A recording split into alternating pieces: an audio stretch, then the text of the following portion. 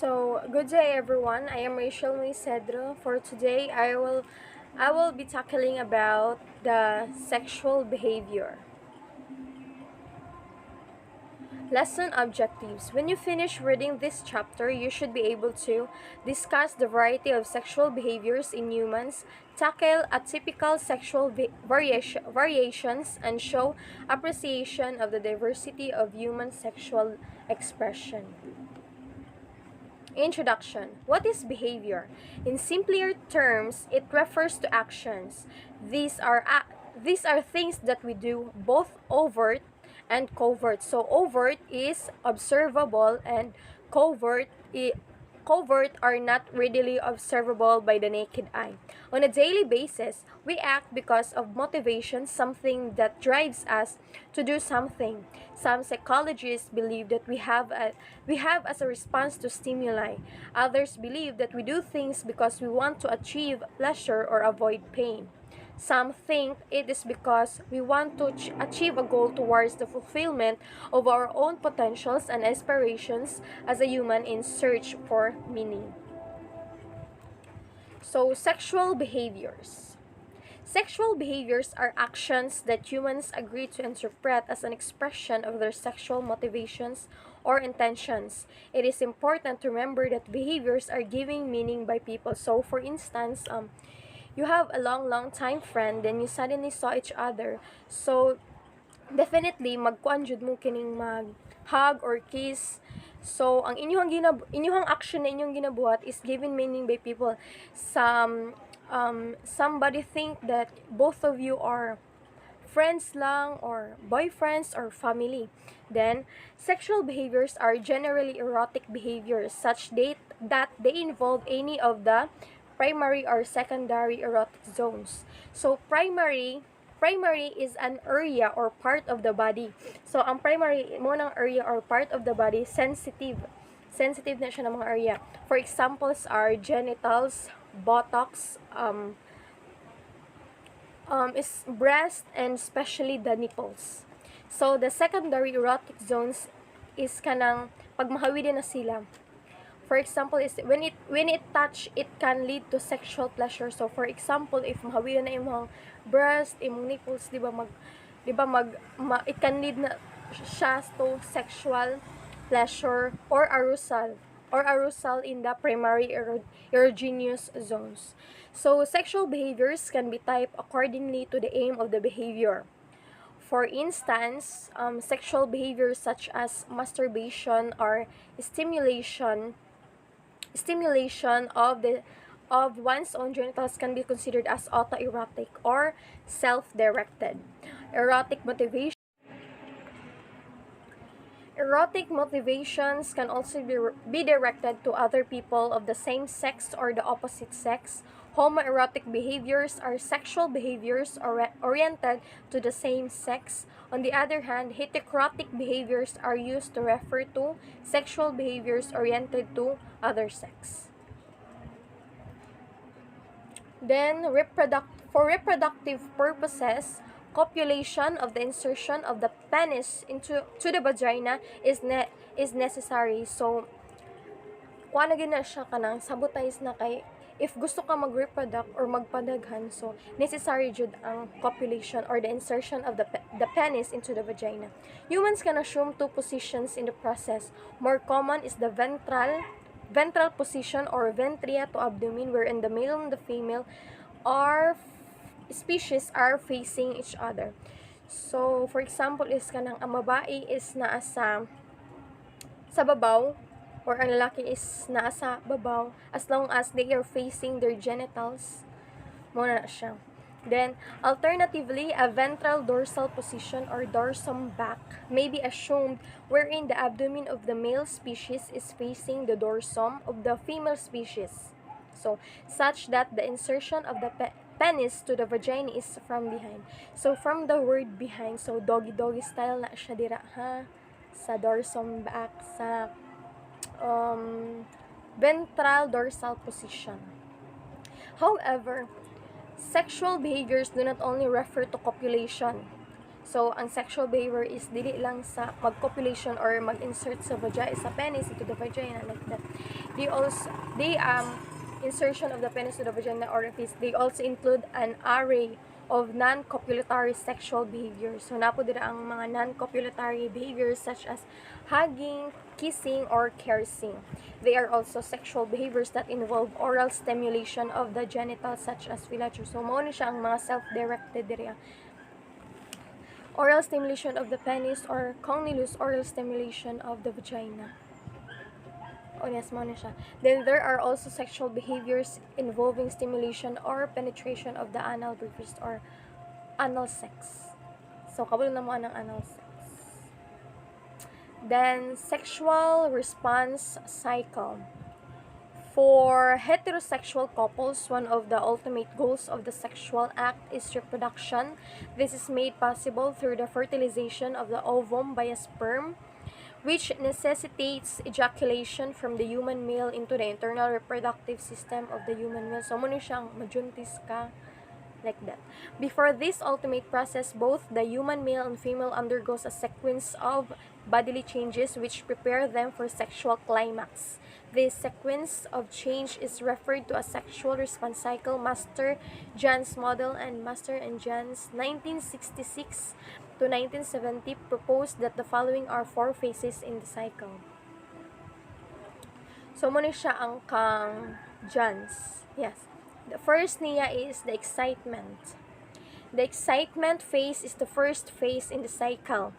For the human male, goal of this phase is erection or tumescence, the elongation and stiffening of the penis. So, mo siyang mag-hard so that it can be efficiently inserted into the vagina. Diba, diba, pag mugahay na daw ang sa lalaki, mas dali na daw siya ma-insert sa vagina sa babae. At this phase, the testes and scrotum start to elevate in some parts of the skin, in the breast and chest. Redness and phenomenon referred to as sex flush. Sex flush is kanang mag-reddish gani siya, kanang paghumana. For the human male, female, the goal of this phase is lubrication. So sa mga babae is magbasa nilang vaginal orifice to facilitate insertion para mas madali rang pag-insert sa penis lalaki.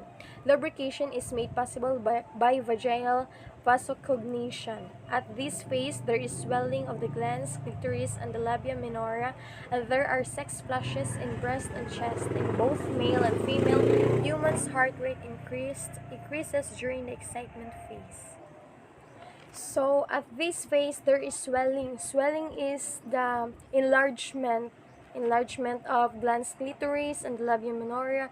And there are sex flushes. Sex flushes is redness or it appears after sex in both male and female. So, the next is, diba, excitement, then play 2. The excitement phase is followed by the play 2. So, naaraghapon siya connection ang play 2 sa excitement. This phases is characterized by sustained peak in stimulation of the organs. In the human male, the corons and glans penis became enlarged and reddish. So, mono to siya. Internally, the Cowper's glands released a lubricating fluid and the testes and the scrotum are totally elevated. Muna siya mo. Totally elevated. So, muinat na siya dira ang mga penis. Then, testes and scrotum are totally elevated. In the human female, the outer vagina swells while the inner vagina expands and becomes elongated, creating the orgasmic platform or tenting. So, the third one is orgasm. The orgasm phase is the climax of the sexual response cycle. It is a stage of release wherein the human male achieves ejaculation. So, dira na magpagawas na dira ang male because magawas na siya. And the human female is ready to receive the sperm for possible. So, if dili ka gusto mabuntis, pagawas. For the possible fertilization in the human male, ejaculation is made possible by the contraction of the vas deferens, seminal vessels, and urethra, followed by contraction of the rectal sphincter in the human female, and the vagina, uterus, and anal sphincter also contract. So the resolution. In the resolution phase, the male penis return to its normal unerected. So huyos na ang ni-enlarge na penis, ni-stiffening na penis mo. Mubalik na siya sa iyang normal size Whereas the testes and scrotum descend in the human female, the outer and the inner reproductive organs also relax. So, muna siya. Resolution, humana sila. And then, for Kaplan's model is desire, arousal, and orgasm. Di ba kang Janssen's model is excitement, play 2, orgasm, and resolution. Pero kang Kaplan's, Kaplan's. Unlike Master and Jensen's model, Kaplan's model 1979 sexual cycle has as having relatively independent stages. The three phases of this model include desire, arousal, and orgasm. So, from desire is the psychological component of the sexual response. It involves sexual thoughts and feelings which are necessary for a satisfying sexual experience. However, desire does not necessarily translate into actions.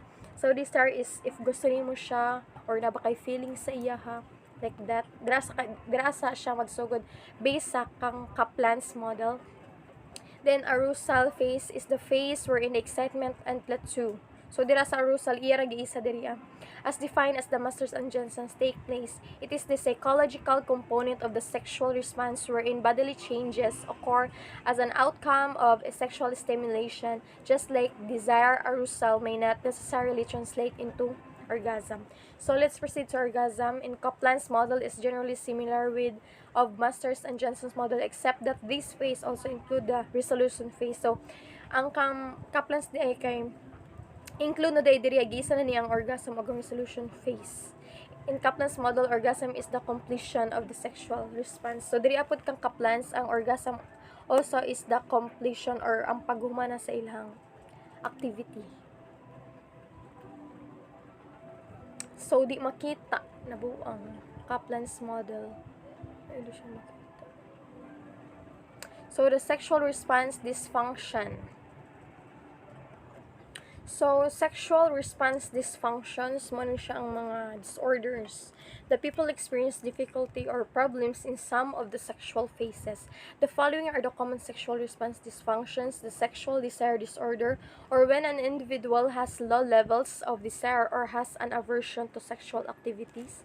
Then, sexual arousal disorder, when an individual has problems in achieving necessary psychological state for copulation, or the erectile dysfunction in males.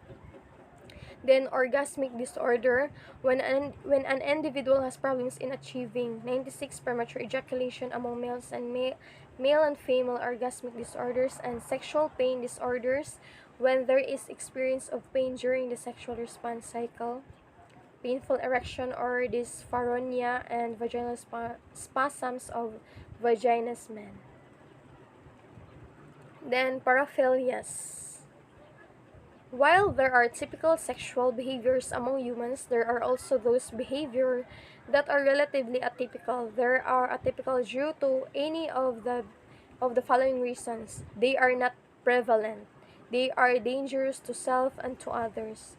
They are bizarre and are no socially acceptable, and 4, they are distressing either to the doer or to the other people involved in the act.